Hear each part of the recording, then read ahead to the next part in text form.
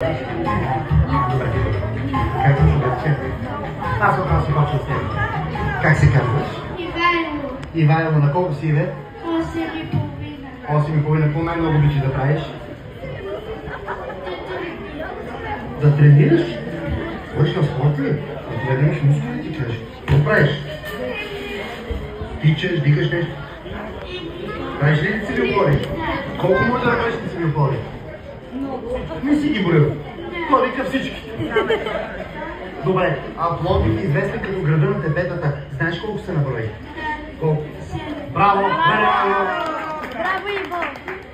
А ти като порастеш, кой искаш да имаш? Да кажем, самолет, кола или камионче от Томай? И трите превозни средства искаш да си ги имаш.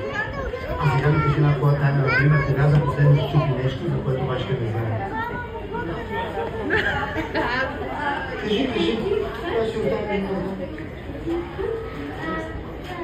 Мама, я няма си да и вътре в малкото гледала се.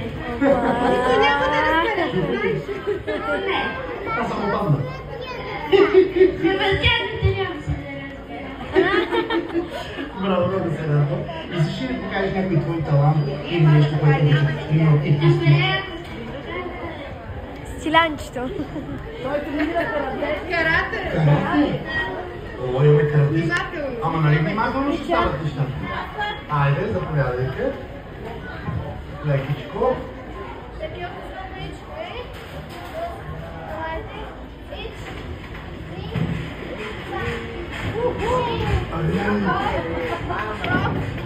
Шич. Кач.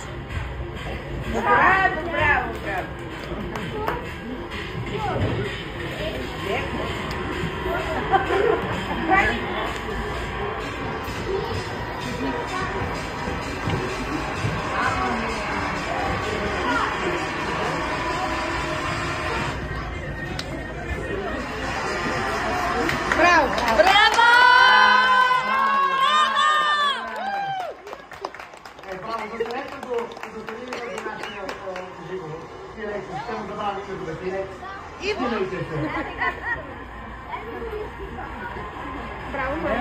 Браво! Браво!